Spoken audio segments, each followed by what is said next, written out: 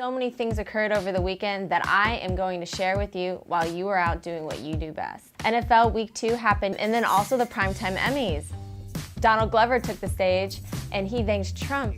I want to thank Trump for making black people #1 on the most oppressed list. He's the reason I'm probably up here.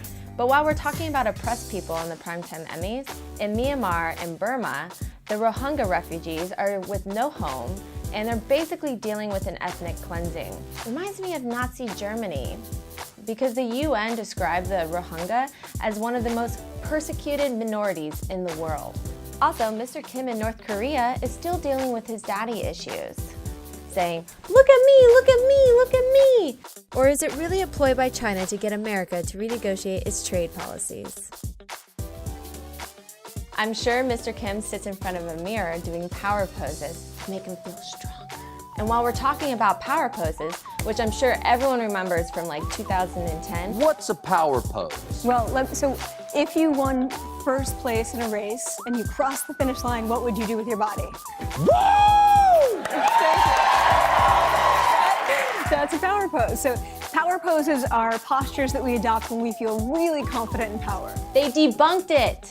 They don't work. Actually, it is proven that it actually hurts you more than it helps you, because if you're not powerful and you're doing powerful poses, it doesn't change the fact that you're still not powerful. The new study of 570 undergraduates failed to find any evidence that power poses had beneficial effects of risk-taking, abstract thinking, or negotiating. While Mr. Kim is doing his power poses, the Islamic Cultural Center of Fresno put on their 6th annual bazaar, which was absolutely amazing. You should check it out.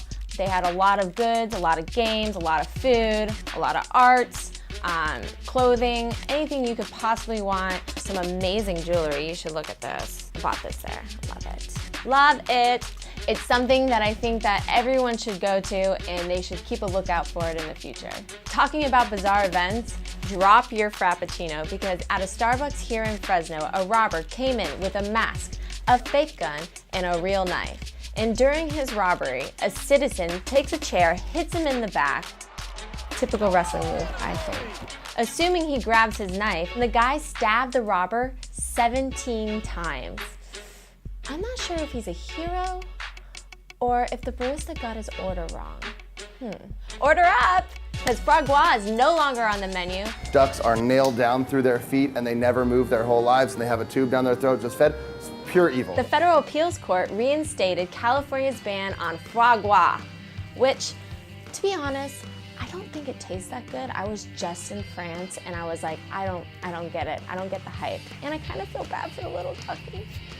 But last but not least, I found this really cool life hack. I figured I'd share it with you. So basically, you take a man's briefs and you cut a hole in the crotch, and you can wear it like a sports bra. It even has a little pouch for your iPhone. I figured I'd share this information with you, and I really hope you enjoyed it, because that's what happened while you were out, and I'm here to keep you up to date.